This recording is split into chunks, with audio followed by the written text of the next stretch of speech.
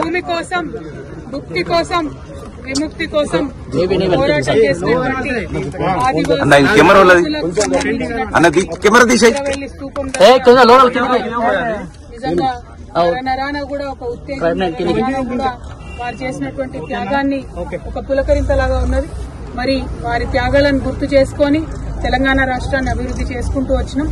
వారు ఏదైతే భూమి కోసం పోరాటం చేసిందో తెలంగాణ రాష్ట్రంలో కేసీఆర్ గారు ఈ మొత్తం యావత్ తెలంగాణ ప్రదేశంలో ఉండేటటువంటి గిరిజన ఆదివాసీ సోదరులందరికీ కూడా మరి భూమి మీద హక్కులు ఉండాలని చెప్పి 4.5 లక్షల ఎకరాలకు భూమి హక్కులు, అడవి హక్కులను 2.5 లక్షల ఎకరాల పైచిలకు ఆదివాసీ గిరిజనుల సోదరులకు ఇవ్వడం జరిగింది.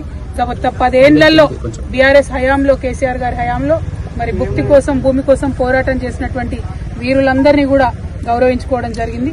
అటువంటి ఇంద్రవెల్లి స్థూపం దగ్గర ఇక్కడ ఉన్నామంటే నరనరాన కూడా మరి వారు చేసినటువంటి త్యాగం, వారు చేసినటువంటి పోరాటం మమ్మల్ని ఇంకా ఉత్తేజమిస్తుంది. మాకు ప్రజల పక్షాన, ఆదివాసీల పక్షాన, గిరిజనుల పక్షాన, మహిళల పక్షాన, దళితుల పక్షాన, బహుజనులందరి పక్షాన నిలబడి పోరాటం చేసేటటువంటి ఒక స్ఫూర్తిని బీఆర్ఎస్ ప్రతి సైనికుడు కూడా ఇవాళ ఇంద్రవెల్లి స్థూపం దగ్గర నుంచి తీసుకుంటా ఉన్నామని చాలా సగర్వంగా తెలియజేస్తా ఉన్నాం.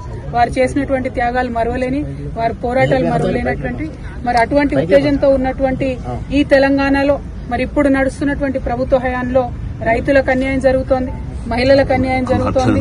ఎవరన్నా గొంతెత్తి రైతుల పక్షాన, మహిళల పక్షాన, బహుజనుల పక్షాన మాట్లాడితే వెంటనే వారి మీద కేసులు పెట్టి ఇబ్బంది పెడుతున్నటువంటి పరిస్థితిని కూడా మనం గమనిస్తా ఉన్నాం.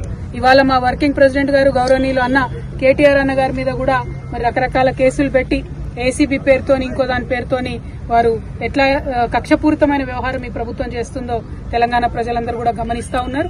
మరి మీ ద్వారా, మీడియా మిత్రులందరి ద్వారా ఈ ఇంద్రవెల్లి స్థూపం దగ్గర నుంచి తెలంగాణ బిడ్డలందరూ కూడా తెలియజేస్తా ఉన్నాం, ఎట్లాంటి కేసులు పెట్టినా బీఆర్ఎస్ వాళ్ళం ఎవరం కూడా భయపడేది లేదు. ఖచ్చితంగా ప్రజల పక్షాన, ప్రజలకు రావాల్సిన హక్కుల కోసం మా వాణిని వినిపిస్తూనే ఉంటాం, మా పోరాటం కొనసాగిస్తూనే ఉంటాం.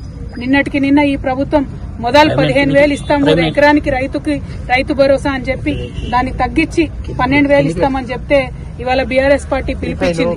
రాష్ట్ర వ్యాప్తంగా మేము రైతుల పక్షాన ధర్నా చేస్తామని చెప్పి మరి బీఆర్ఎస్ పిలుపుతోని భయపడ్డటువంటి ప్రభుత్వం మరి ఇటువంటి కక్షపూరితమైనటువంటి కేసులతో వేధించేటటువంటి కార్యక్రమం పెట్టుకున్నది. ఈ విషయాన్ని ప్రజలందరూ కూడా గమనిస్తా ఉన్నారు. ప్రజా కోర్టులో ఈ కాంగ్రెస్ ప్రభుత్వానికి శిక్ష తప్పదని కూడా ఇంద్రవెల్లి స్థూపం దగ్గర నుంచి మేము చాలా సగర్వంగా తెలియజేస్తా ఉన్నాం. Thank you.